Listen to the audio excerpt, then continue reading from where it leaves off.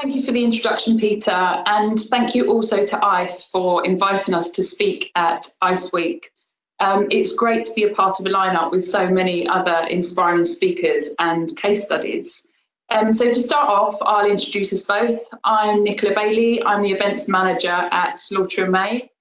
And alongside me today is Reece Calcott, who is our senior business development manager and plays a key role in shaping our client events, with a focus on the objective setting right through to targeting clients.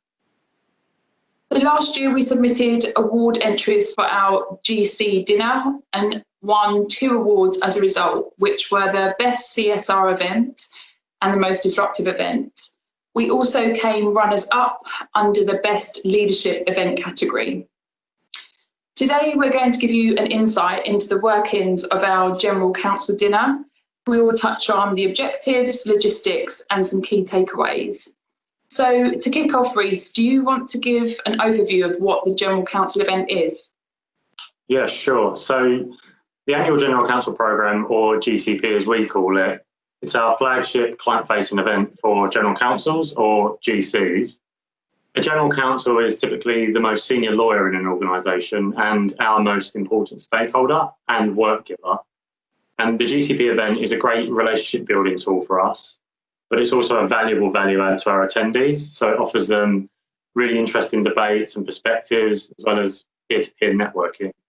So we like to theme our GCP, and the theme we decided on for our November 2018 GCP dinner was sustainability. It's an important issue which continues to be a really important consideration for our clients and a specific issue to the GCs themselves. So what were our objectives for the event? So we broke this up into 2 key areas. First of all, what we wanted to achieve as a firm, and then what we wanted to achieve with the event design. So for us as a firm, we wanted to enhance our reputation as a responsible business and increase the profile of our responsible business initiatives with our client base. And the reason for that is we know that our clients appreciate our reputation for really high quality legal advice, but we also know they want to understand better the value that we can add outside of that advice. We also wanted to launch a 2-year plan around our responsible business commitments that bring together the firm's environment, inclusion, pro bono and community initiatives. And then finally, we wanted to increase employee engagement.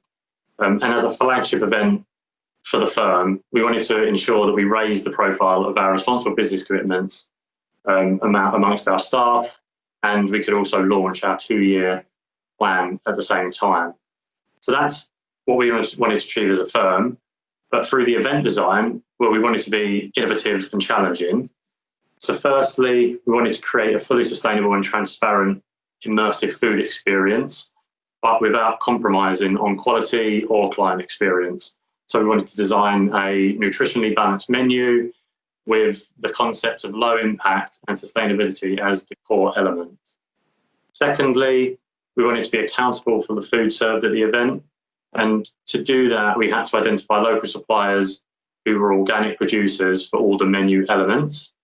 And finally, we wanted to source and engage an external expert who could be our executive chef for the night, who would be in charge of ensuring that our event generated 0 food waste, but maximum nutritional benefit, but all the while not compromising on the quality of the food or the dining experience. So given this was a first for us, and as we understood it, it was a first in the corporate world, that being putting on a fully transparent event, there are clearly some significant logistical considerations.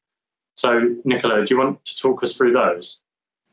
Sure. So in terms of how we pulled all of this together, as Reece mentioned, the aim of the evening was to create a food theatre in the style of a chef's table, whilst delivering a fully transparent Michelin-starred dining quality experience to our guests. Now, I am a keen foodie, but I know that I don't have the skill set to design a sustainable dinner menu. So we looked for an executive chef to come and design this for us, and collaborated with eco-chef Arthur Potts-Dawson. Arthur worked alongside us to design a 5-course sustainable dinner menu, which took guests on a journey of the 5 elements. So that's wood, fire, metal, water, and earth, with the immersive elements of the event, allowing guests to see, hear and taste each element during the event. When it came to the logistics, we were really mindful of waste during our planning, because typically events of this nature generate a huge amount of waste. So we needed to make sure we considered this throughout. So we hosted the event at the V&A. For production, we worked alongside Event Concept, who designed bespoke stations for us to create a chef's table experience. And it was this format that allowed guests to see the plating and preparation of the courses, and obviously contributed towards the food theatre. Guests also experienced the 5 elements through moving visuals on some large projection screens. We had a series of light changes, and we also played a soundscape in sync with the service of the courses.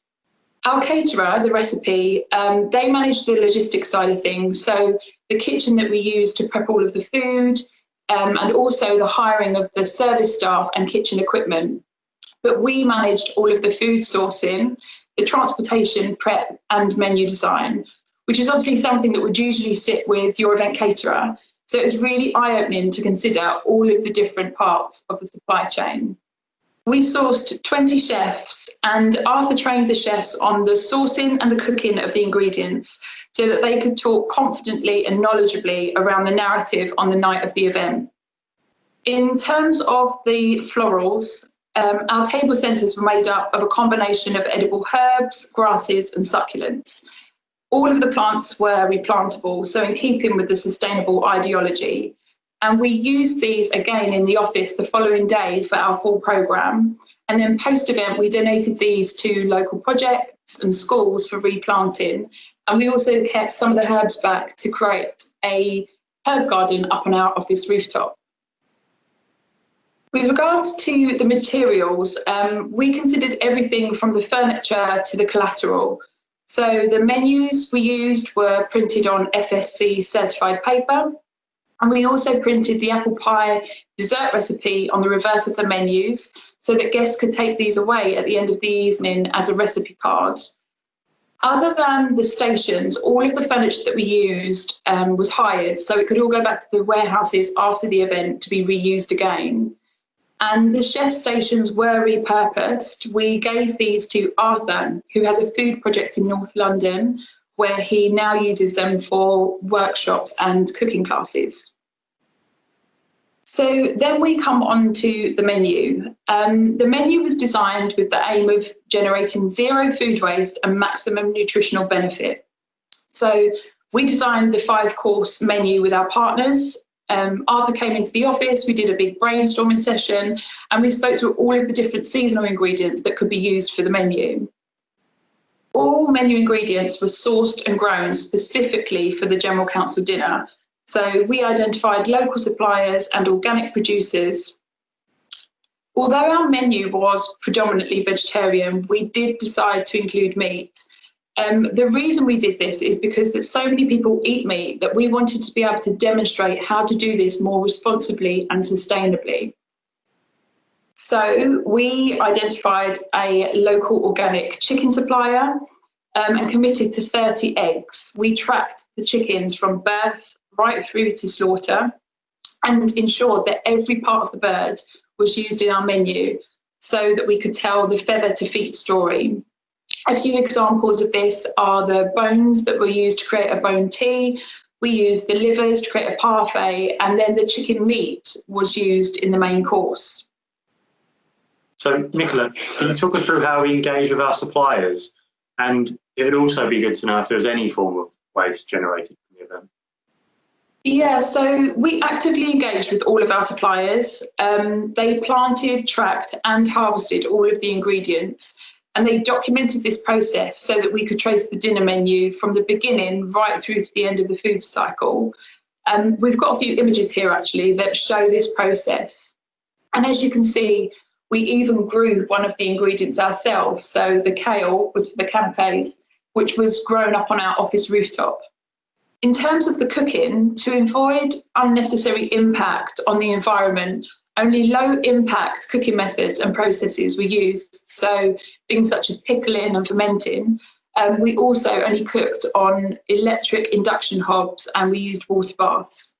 So on your waste point, waste was generated in other forms, so things such as the empty wine bottles. But rather than transporting these to a recycling facility post-event, we gave them to Arthur, who took them to his food project and crushed them down to create a garden park. So it sounds like the event logistics are clearly more complex than for one of our typical events. Yeah. What would you say was the biggest challenge? Aside from making sure that we didn't kill the cow for the canapes, I would say the biggest challenge was the translating of the narrative in a live event format within a really short time frame. So our event narrative was created over a 10-month period, from the sourcing and the harvesting of the ingredients to the menu design and then through to the 2-year responsible business plan. We shared the details of the narrative with our guests by using a variety of different methods. So first was the guest interaction, and this was done with obviously the chefs at the dinner tables who could talk knowledgeably around the menu and its ingredients.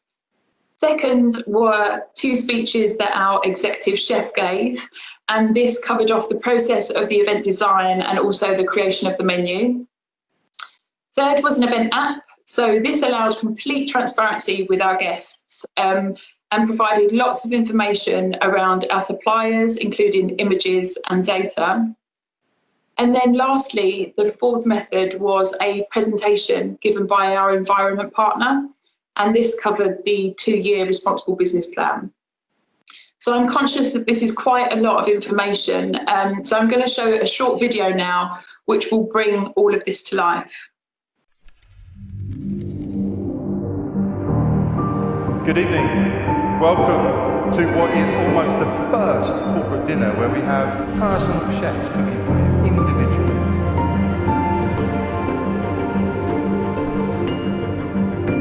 The adventure is founded on the elements of life, 5 elements. And those elements are designed to highlight the wonderful nature of the planet we live on.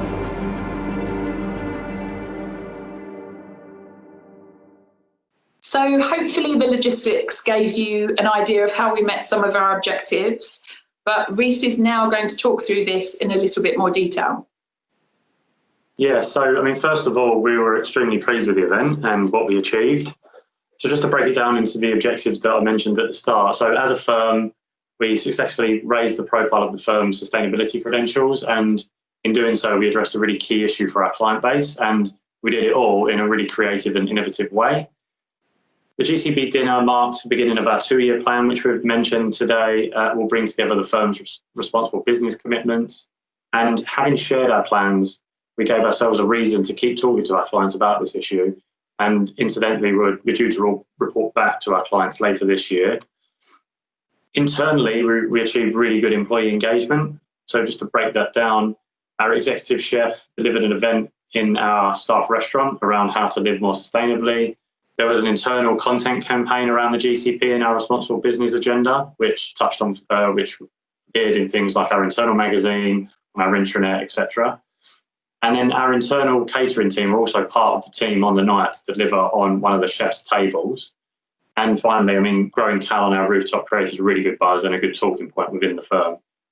And then on the event design itself, the immersive food experience was created by taking guests through the journey of the 5 elements that Nicola's mentioned, which allowed guests to see, taste and hear each element during the evening.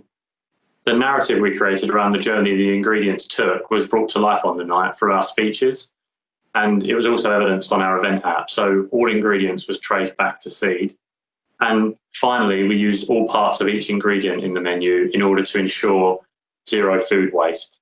So the feather to feet story that Nicola mentioned demonstrated how every part of the chicken had been used in the menu, all the way from the confit chicken fire served at the main course through to the bone broth and amuse-bouche. So that's what we achieved. Nicola, if you had to summarise what the key takeaways were, what would you say?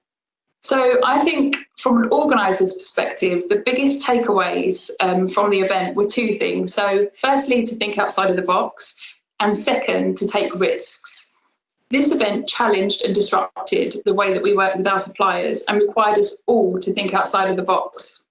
I think a great example of this is that even the more established venues, such as the V&A, were open to approaching events differently. As far as we and our suppliers are aware, this was the first fully transparent corporate dinner of this scale and quality. And from a risk perspective, it was our partner sponsors that were willing to take a risk and let us create an event first, which resulted in a really unique client event. And from my perspective, it was definitely a risk worth taking. I mean, and for our clients, they got to enjoy a really unique experience. They were given Michelin-star food in a chef's table setup, and a really important issue was at the heart of it. So I'd just like to thank you all for listening today. We hope this gave you a really good insight into our event, and a really good luck to all of those that are shortlisted for this year's awards.